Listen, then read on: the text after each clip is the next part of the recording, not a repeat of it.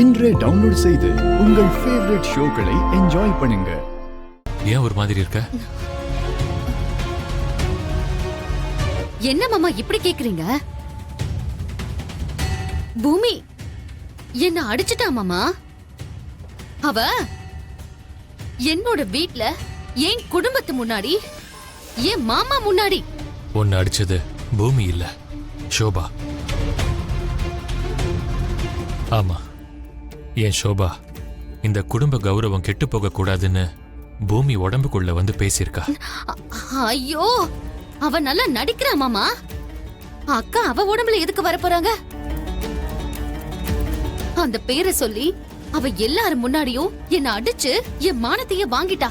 இல்ல, ஷோபா வந்தா, ஷோபா தான் பேசினா. ஒன்னு அடிச்சதும் ஷோபா தான். அபூர்வா, ஷோபா வரலன்னு மட்டும் சொல்லாத. கேட்கவே கஷ்டமா இருக்கு. உங்களுக்கு என்ன மாமா அப்படி ஒரு நம்பிக்கை? என் அன்போட சந்திரான்னு கூப்பிடுறது என் ஷோபா மட்டும்தான். அந்த விஷயம் உனக்கும் தெரியும்ல. அதனாலதான் பூமி உடம்புக்குள்ள ஷோபா தான் வந்தான்னு நான் நம்புறேன். பூர்வா, ஐயோ, இவ்ளோ தெரிஞ்சுக்கிட்டவளுக்கு அந்த விஷயம் தெரிஞ்சுக்கிறது பெரிய கஷ்டமா? உங்களுக்கு எப்படி சொல்றது மாமா? அவ அடிச்சிட்டான்னு நீ வருத்தப்பட்டு இருக்க. இறந்து போய் இவ்வளவு வருஷம் ஆனாலும் இன்னும் இந்த வீட்டை பத்தி, என் கௌரவத்தை பத்தி எந்த அளவுக்கு யோசிக்கிறான்னா ஷோபாவோட அன்புக்கு ஈடா எதுவுமே கிடையாது. ஐயோ மாமா, அது எல்லாமே போய் இதெல்லாம் அந்த பூமி ஆடுற நாடகம் மாமா. Please Apoorva, please. உனக்கு கோபம் இருந்தா பூமியை திட்டு. என் ஷோபா வந்தது பொய்ன்னு மட்டும் சொல்லவே சொல்லாத ப்ளீஸ். அது உண்மை. அவ அன்பு உண்மையானது.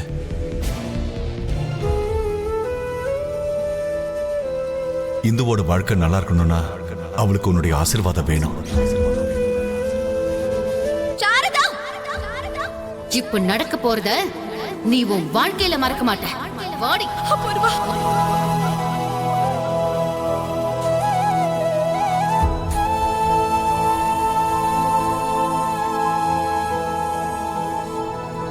இனிமே உங்களுக்கும் உங்க குடும்பத்துக்கும் எனக்கும் எந்த சம்பந்தமும் இல்ல. நினைச்சேன் பெரியமா, அந்த பிரம்ம ராட்சசி ஏதாவது ஒண்ணு பண்ணிருப்பான்னு. வீட்டுல இருக்கிறவங்களுக்கு நிம்மதி இல்லாம பண்றது தானே அவளோட வேலையே. கோவில்ல போய் அப்படி ஒரு விஷயத்தை யாராவது பண்ணுவாங்களா பெரியமா? நீங்க சொல்றத கேட்கும் போது உங்களுக்கு நடந்த அவமானத்துக்கு எனக்கே அத்தைய கொண்டு போட்டுடலாம் போல கோவம் வருது. இந்த விஷயம் மட்டும் அண்ணனுக்கு தெரிஞ்சா அந்த ராட்சசிய உயிரோட விடுவானா? ஏதோ ராட்சசிக்கு காது மூக்கு அறுத்தா மாதிரி அறுத்து ஊரையே சிரிக்க வைப்பாரு. டேய் வேணாண்டா, எக்காரணத்து கொண்டோ அவனுக்கு இந்த விஷயம் தெரியக்கூடாது.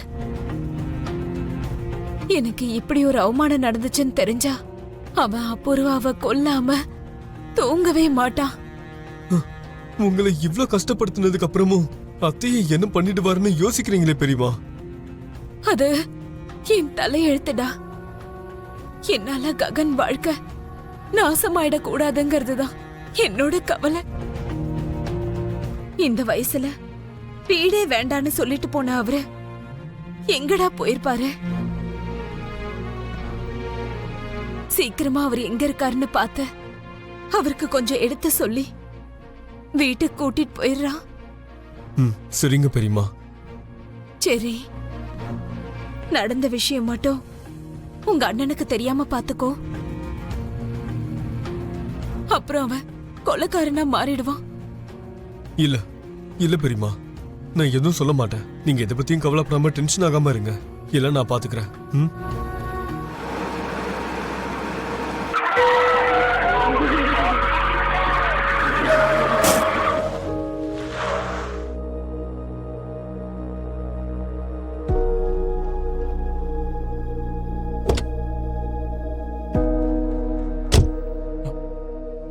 சார்,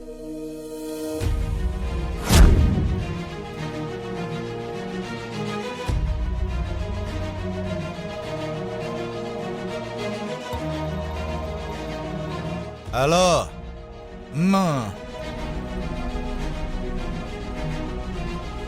தம்பி, ஹலோ. உன்னதான்.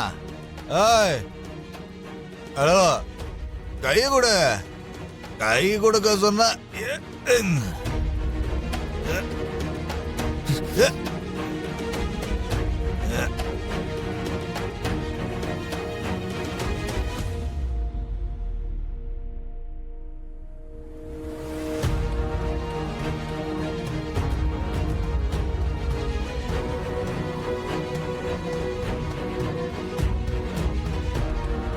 ஹலோ. என் பையன் மாதிரியே இருக்க? இருக்காது. என் பிள்ளையா இருந்திருந்தா காரை விட்டு இறங்க மாட்டான். என் மேல காரை ஏத்தி அந்த பக்கம் போய் நிறுத்தி அப்புறமா இறங்கி பாப்பான் நான் இருக்கனா செத்துட்டானான்னு. அவனுக்கு என் மேல அவ்வளோ கோவம். உள்ளனா பாசம் தானே இருக்கணும், அப்புறம் எதுக்கு இவ்வளவு கோவம்னு கேக்குறியா? தம்பி, அவன் நல்லவன் தான், தங்கமான பையன். ஒரு காலத்துல அவனுக்கு அவங்க அப்பா தான் ஹீரோ. அப்புறம் நான் அவனுக்கு வில்லனா மாறிட்டேன். என்கிட்ட பேசுறத விடு, என் நிழலை பார்த்தாலே அவனுக்கு பிடிக்காது. எல்லாம் என் தலை எழுத்து.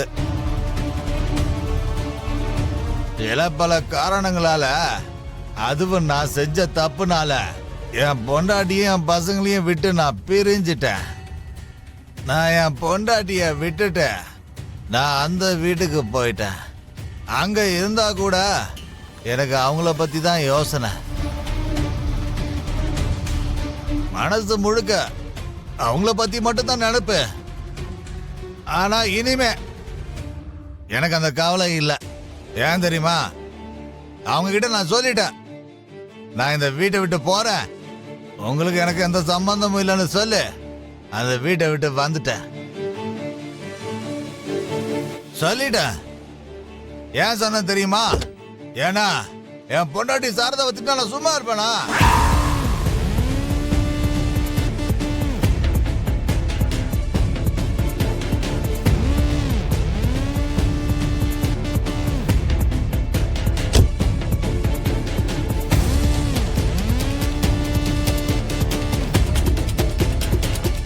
என்ன நடந்துச்சு? என்ன நடந்துச்சுன்னா நிறைய நடந்துச்சு. சொல்லு. சொல்ல மாட்டேன். எதுக்கு சொல்லலாம்? இருந்தாலும் நான் சொல்லுவேன்.